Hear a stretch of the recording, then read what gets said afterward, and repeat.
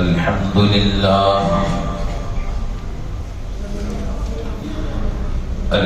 لله نحمده ونستعينه ونستغفره ونؤمن به ونتوكل عليه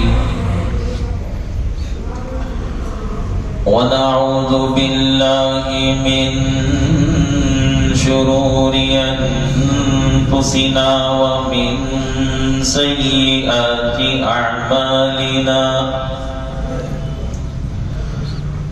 من يهده الله فلا مضل له ومن يضلله فلا هادي له ونشهد أن لا إله إلا الله وحده لا شريك له ونشهد أن سيدنا وسندنا وحبيبنا ونبينا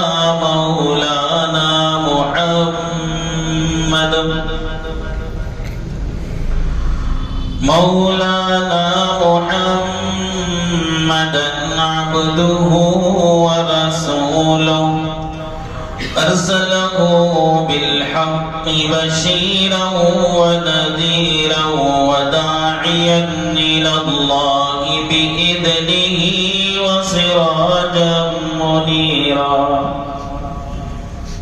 وصلى الله على النبي وآله وأصحابه وبارك وسلم تسليما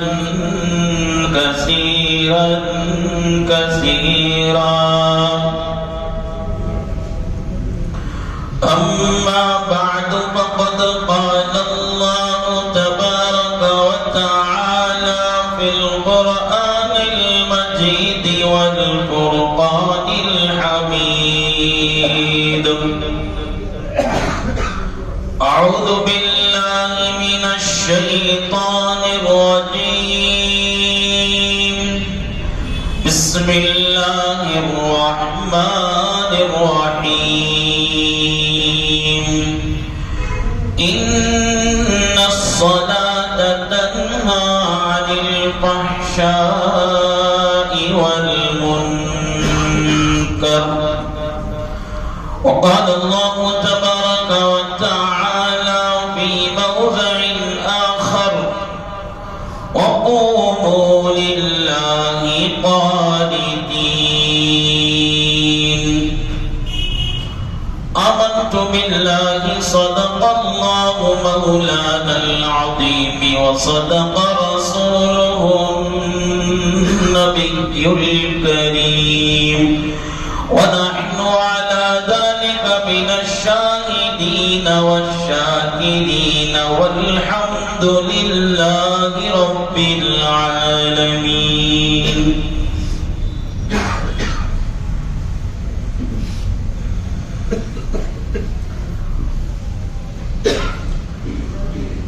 قابل احترام بزرگوں وقابل قدر ملت کے نوجوان بھائیوں عزیز دوستوں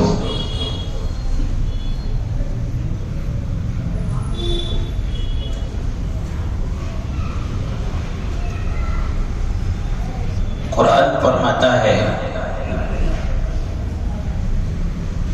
نماز کی خاصیت نماز کی تاثیر اور اس کی افادیت یہ ہے کہ وہ نمازی کو فحش کاموں سے منکر کاموں سے گناہوں سے بچاتی ہے روکتی ہے ویسے نماز خود اپنی ذات کے اعتبار سے بہت بڑی اہم عبادت ہے عمود الدین دین کا ستون ہے اس کے ساتھ ساتھ نماز کا فائدہ یہ ہے کہ نماز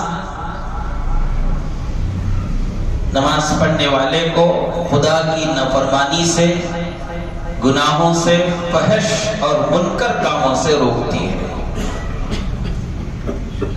فحش کام کیا ہے؟ علماء مفسرین بیان کرتے ہیں ہر وہ بات، ہر وہ کام، ہر وہ بات، ہر وہ کام جس کی برائی ایک دم کھلم کھلی ہو، ایسے واضح ہو کہ اس برے عمل کی برائی کو سمجھنے کے لیے شریعت کی ہدایت کی ضرورت نہیں، بلکہ ہر انسان جسے عقل ہو، چاہے وہ مسلمان ہو چاہے وہ کافر ہو، اس برے عمل کی برائی سمجھ میں آتی ہو، اس کام کو فحش کام کہتے ہیں، فحشاء کہتے ہیں۔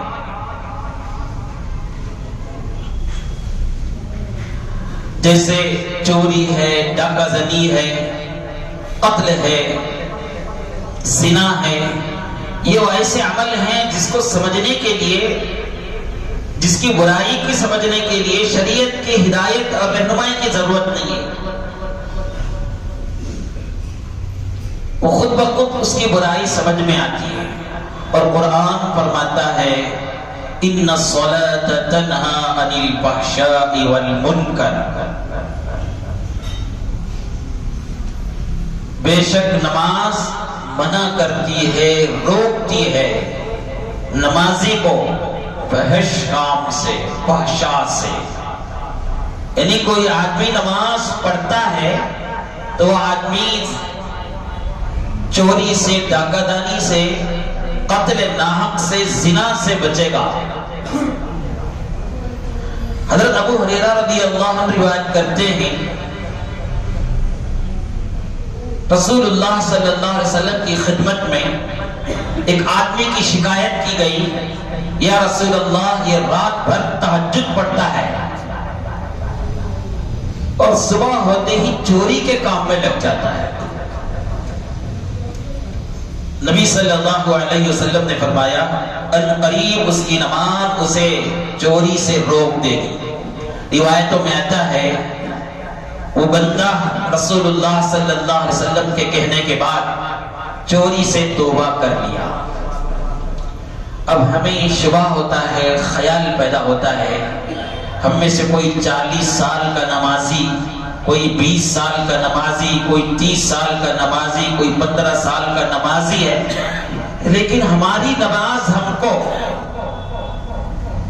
گناہ سے نہیں بچا رہی ہے۔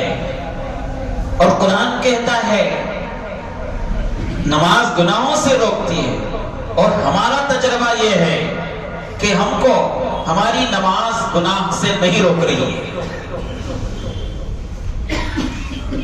تو اس کے دو جواب علماء مفسرین دیتے ہیں، محدثین بیان کرتے ہیں۔ پہلا مطلب یہ ہے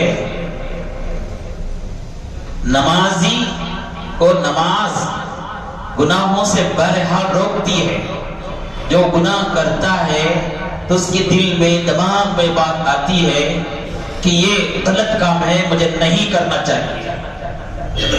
یہ جو دماغ میں بات آتی ہے، یہ جو اسے گناہ کرتے وقت بے چینی ہوتی ہے، یہ دراصل نماز ہی کی طرف سے اسے ہدایت اور ممانعت ہے، رکاوٹ ہو رہی ہے، لیکن آدمی اس کی طرف توجہ نہیں دیتا۔ شہوت میں ایسا ڈوبا رہتا ہے، ہوس میں ایسا ڈوبا رہتا ہے، خواہشات میں ایسا پڑا رہتا ہے کہ نماز کے توجہ دلانے کے باوجود وہ اس میں ملوث ہو جاتا ہے۔ پھر بھی نمازی گنہگار میں، بے نمازی گنہگار میں فرق ہے۔ جو بے نمازی گناہ کرتا ہے وہ بنداس بغیر خوف کے گناہ کرتا ہے، اسے زنا کرتے ہوئے ڈر نہیں لگتا، سود کھاتے ہوئے ڈر نہیں لگتا، چوری کرتے ہوئے ڈر نہیں لگتا، ڈاکہ زنی کرتے ہوئے، کسی کا حق دباتے ہوئے ڈر نہیں لگتا، وہ بنداس کرتا ہے۔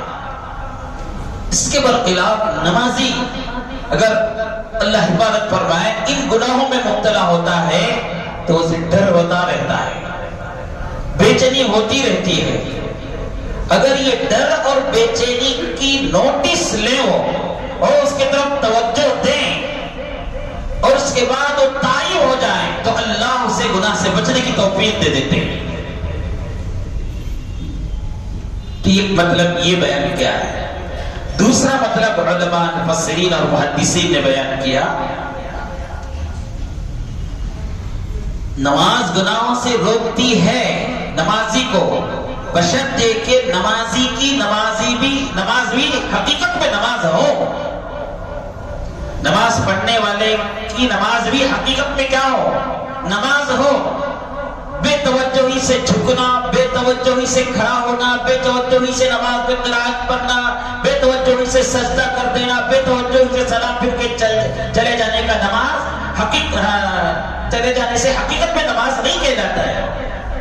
حقیقی نماز وہ ہے جسے نبی صلی اللہ علیہ وسلم زندگی بھر تلقین کرتے رہے اور ہمیشہ عمل بھی کر کے بتاتے رہے نماز اس طرح پڑھنا ہے.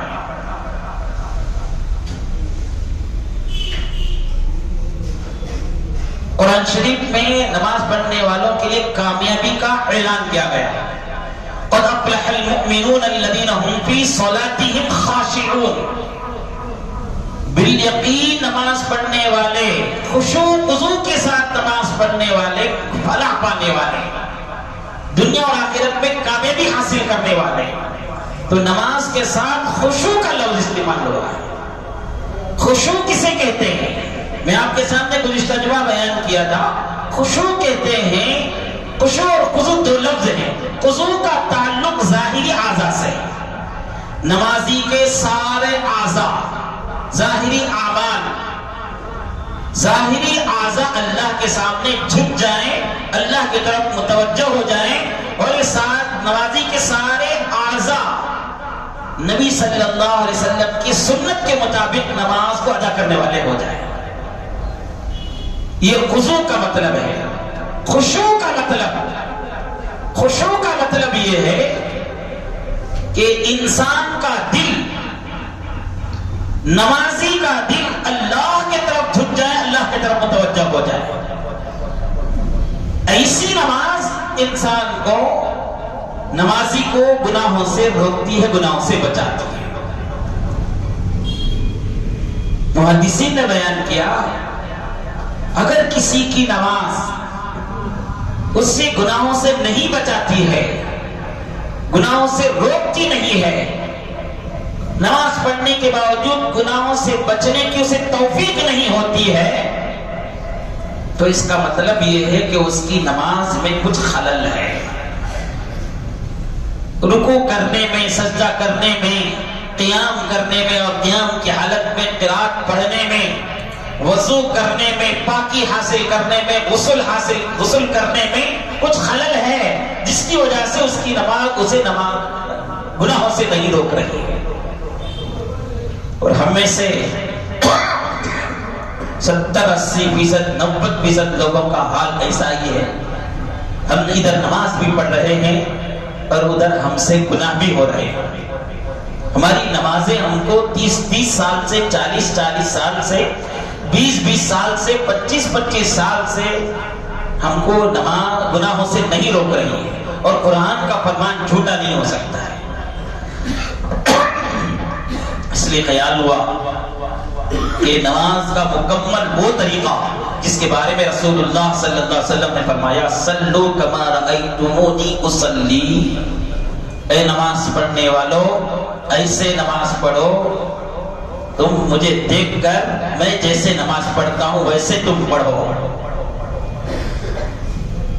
اور محدثین کا بہت بڑا احسان، حضرات صحابہ کا بہت بڑا احسان امت پر کہ نماز میں نبی صلی اللہ علیہ وسلم کیسے کھڑتے تھے، کیسے رکوع کرتے تھے، کیسا سجدہ ہوتا تھا، قوما میں کیسے آپ کھڑے ہوتے تھے، اور سلام کیسے پھرتے تھے، قرات کیسی ہوتی تھی.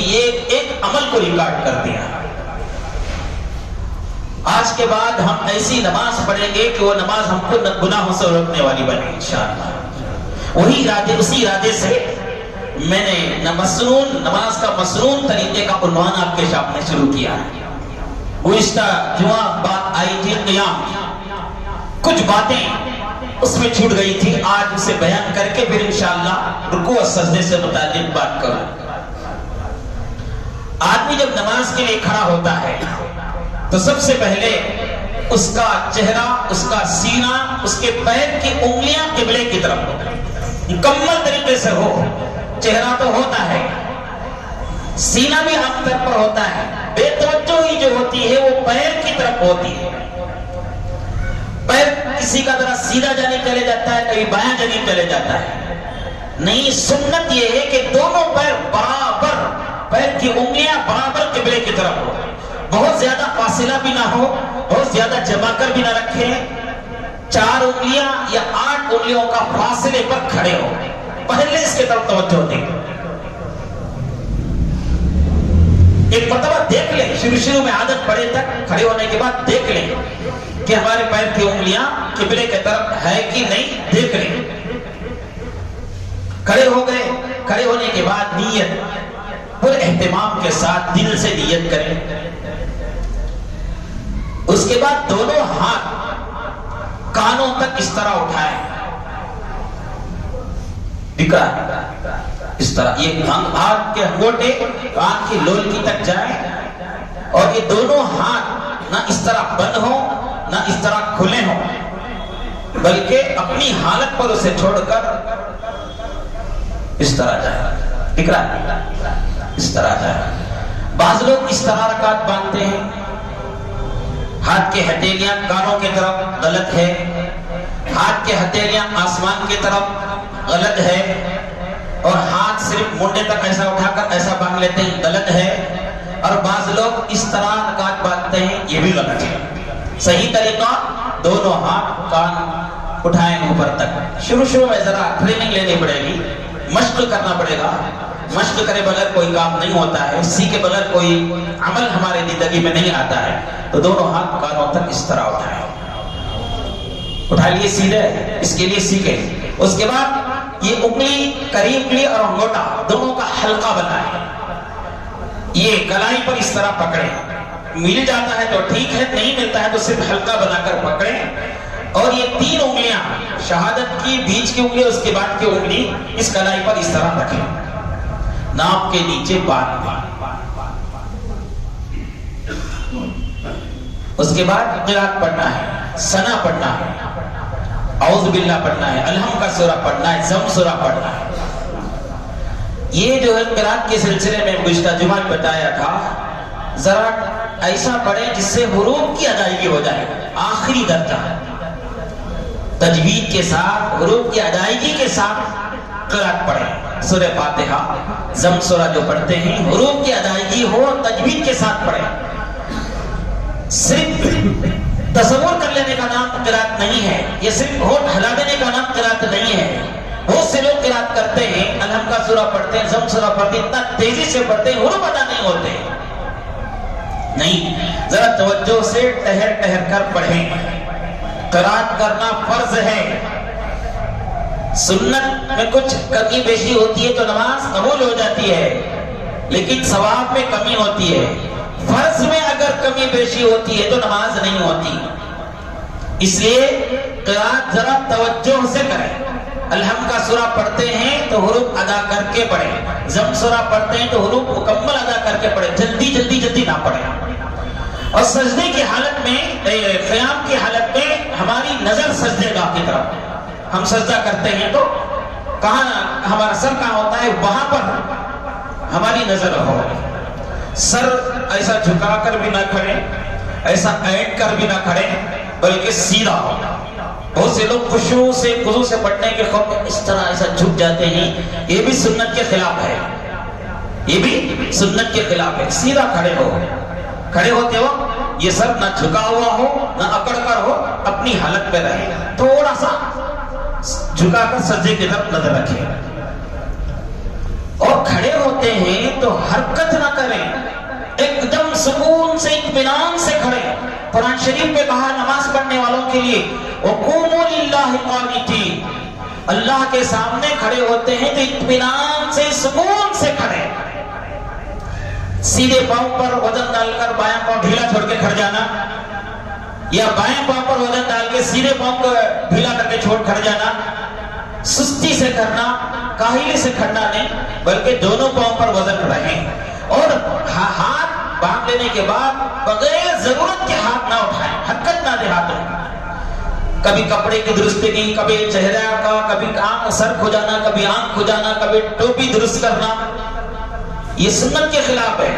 فقہاء کرام نے لکھا ہے، شاید یہ مسئلہ آپ سنا ہو یا نہ سنا ہو، پورے فقہ کتابوں میں یہ مسئلہ موجود ہے کہ اگر ایک رکن میں مثلا قیام ہے، ایک رکن میں اگر 3 مرتبہ آپ نے ہاتھ سے کوئی کام کر دیا تو نماز فاسد ہو گئی، نماز ٹوٹ گئی۔ فقہاء کرام نے مسئلہ لکھا ہے۔ آپ کھڑے ہیں، ایک مرتبہ ایسا کر دیا اور ایک مرتبہ ایسا ٹوپی سیدھا کر دیا، ایک مرتبہ کدھر کھجا لیا، 3 مرتبہ ایک رکوع میں ایسا کر دیا تو نماز ٹوٹ گئی اس کی۔ اب کتنے مرتبہ ایسا ہو جاتا ہے ہمارے سے، بے توجہی کتنا اس میں برتی جاتی ہے، اس لیے اس کا خیال رکھیں، ایک دم حرکت کرے بغیر کھڑے ہو، حرکت کرے بغیر ایک دم سکون کے ساتھ، اطمینان کے ساتھ ہمارے ذہن میں یہ تصور ہو میں بادشاہوں کے بادشاہ، سلطانوں کے سلطان، رب العالمین مالک حقیقی کے سامنے کھڑا ہو، ایسا بادشاہ جس کے حکم کے بغیر کائنات کا ایک پتا بھی ہل نہیں سکتا، ایسا بادشاہ اگر وہ عزت دینے آئے تو دنیا کی کوئی طاقت اسے بے عزت نہیں کر سکتی،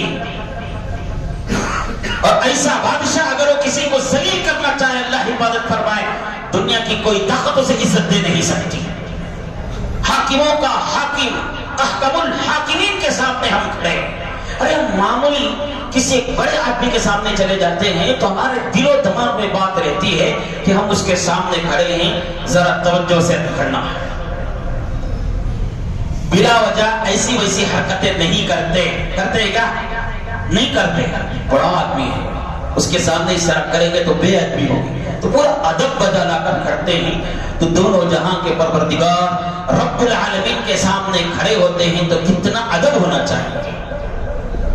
تو یہ قیام ہو گیا۔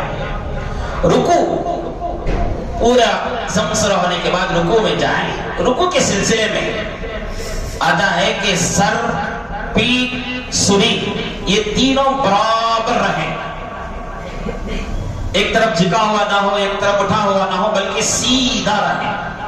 اس کے لیے ٹریننگ لینی پڑے گی، بالکل اس طرح سیدھا ہے، بالکل سیدھا، ٹریننگ لینا پڑے گا اس کے لیے، بزرگوں کے پاس جا کر ٹریننگ لینی پڑے گی، رکوع کیسا کرنا ہے، بالکل دو سری، پیٹھ اور سر ایک ساتھ رہے، اونچا نیچا نہ ہو، اور یہ ہاتھ کی انگلیاں جو پکڑتے ہیں تو یہ مضبوطی سے اسے پکڑے رہے۔ رکوع کی حالت میں نظر پیر کے انگوٹھوں پر ہو، پیر کے انگوٹھوں پر ہو، اور اطمینان سے تسبیح پڑھے، سبحان ربی العظیم، سبحان ربی العظیم، سبحان ربی العظیم، اطمینان سے پڑھے، سبحان العظیم، سبحان العظیم، سبحان العظیم، ایسا نہیں، اطمینان سے سبحان ربی العظیم 3 مرتبہ، 5 مرتبہ، 7 مرتبہ، 11 مرتبہ پڑھیں، اطمینان سے رکوع کریں۔ رکوع کے بعد آپ اٹھ کر جو کھڑے ہوتے ہیں اسے قومہ کہتے ہیں۔ قومے کے سلسلے میں روایتوں میں آتا ہے، آپ سنیں گے تو تعجب کریں گے کہ جتنی دیر تک رکوع میں امام ہو یا مقتدی ہو رہتا ہے اتنی دیر تک رکوع کے بعد کھڑا ہونا مسنون ہے، اور یہ سنت تقریباً متروک ہو چکی ہے، چھوٹ چکی ہے۔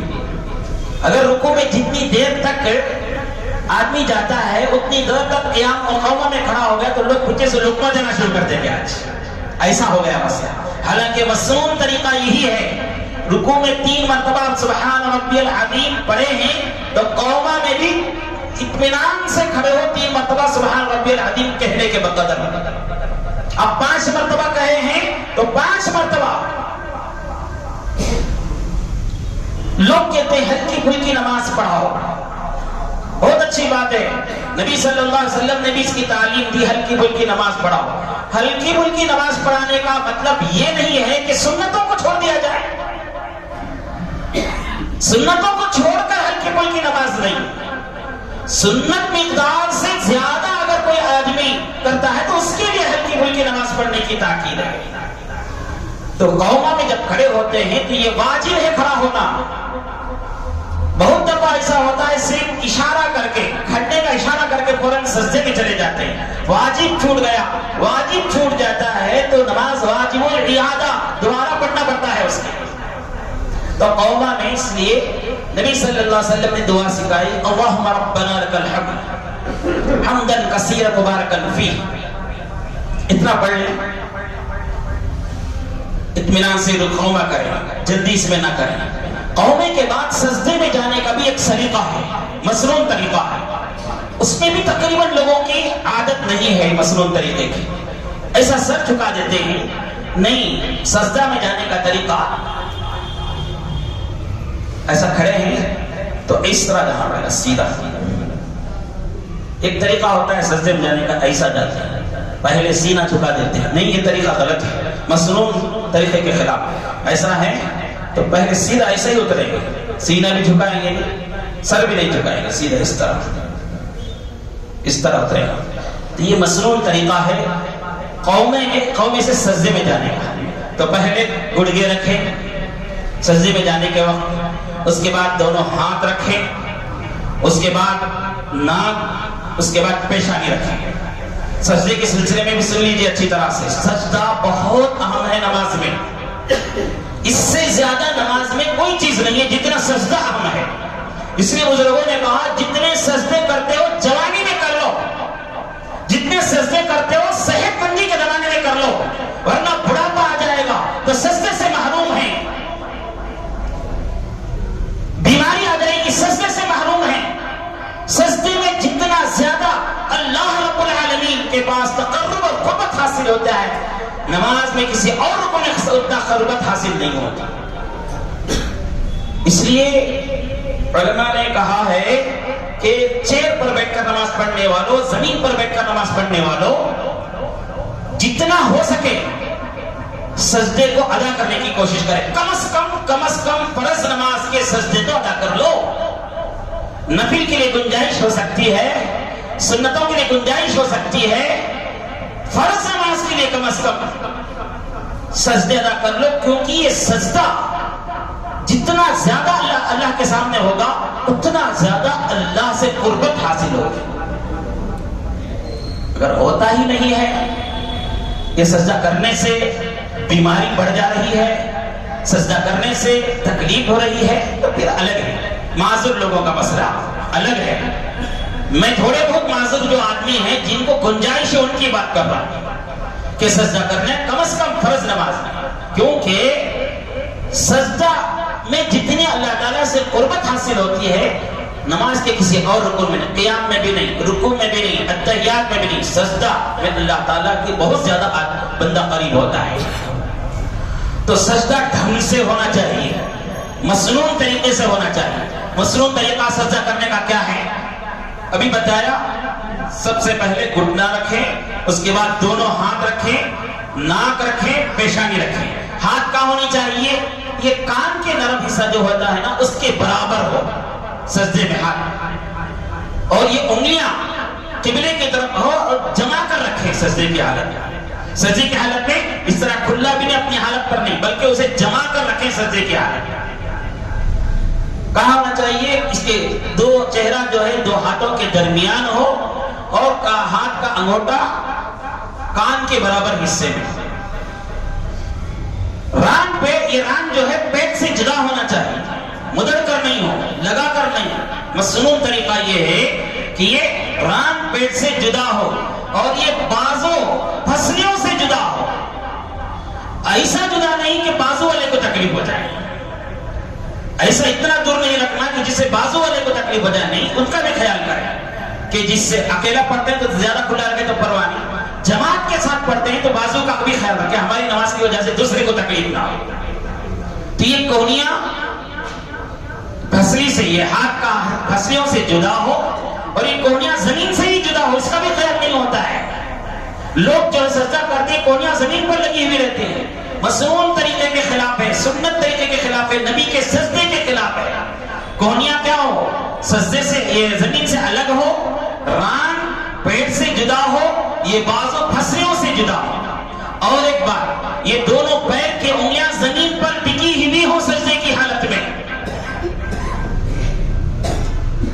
فقہاء کرام نے لکھا ہے کم از کم ایک مرتبہ سبحان ربی الاعلیٰ کہنے کے بقدر تو سجدے میں دونوں پیر کی انگلیاں زمین پر ٹکی ہوئی ہوں، اگر ایک لمحے کے لیے بھی اگر نہیں رکھا تو اس کی نماز ہی نہیں ہوگی۔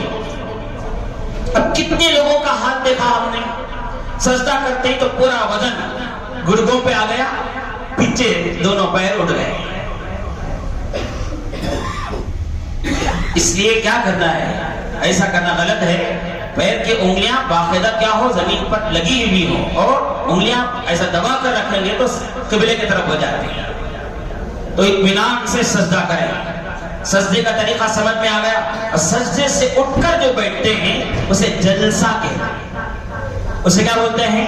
اسے جلسہ بولتے ہیں۔ اس میں بھی جو ہے اطمینان سے بیٹھنا ہے۔ ہو سکا تو رب اغفر لی رب اغفر لی رب اغفر لی پڑھیے دو سجدوں کے درمیان۔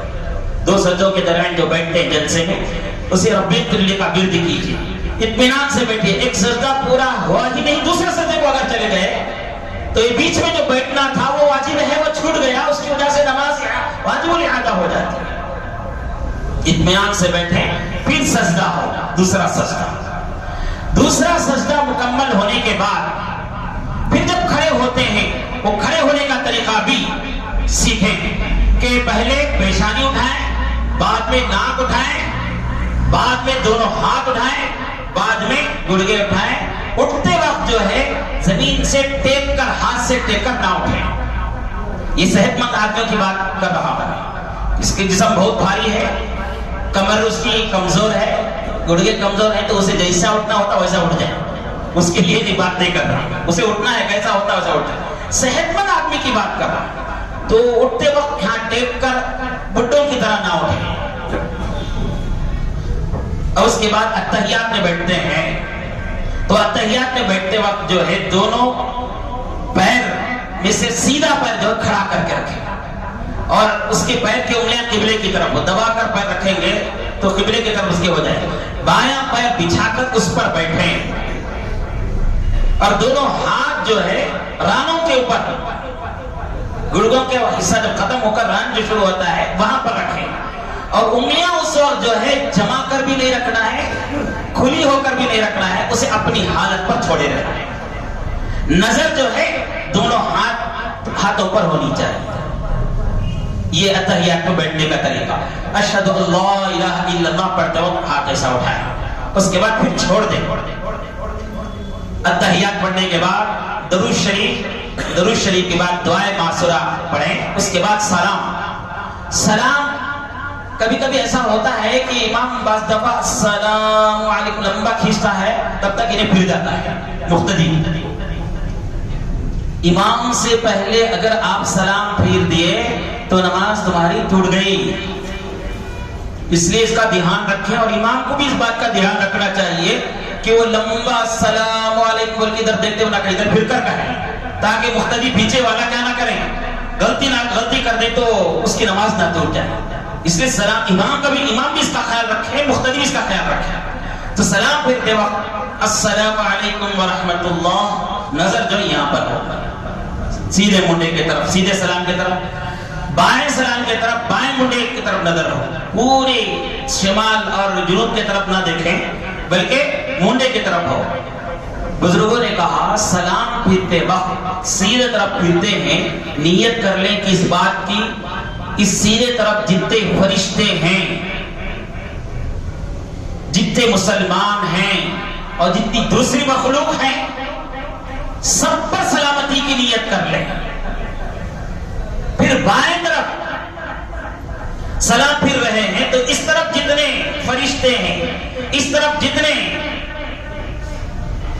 مسلمان ہیں اور اس طرف جتنے دوسری مخلوق ہیں، سب کی طرف سلام کی نیت کر لیں۔ سلام ایک دعا ہے، آپ سلام کا جواب سلام پھریں گے، سلام پھرتے وقت فرشتوں کی نیت کر لیں گے تو اس طرف جتنے فرشتے ہیں سب آپ کو علیکم السلام ورحمۃ اللہ وبرکاتہ، پورے فرشتے جو جواب دیں گے جتنے جائیں طرف کو. اور فرشتے جواب سلام کا دے رہے ہیں تو وہ ہمیں دعا دے رہے ہیں سلامتی کی. اور فرشتوں کی دعا اللہ تعالیٰ رد نہیں فرمائے.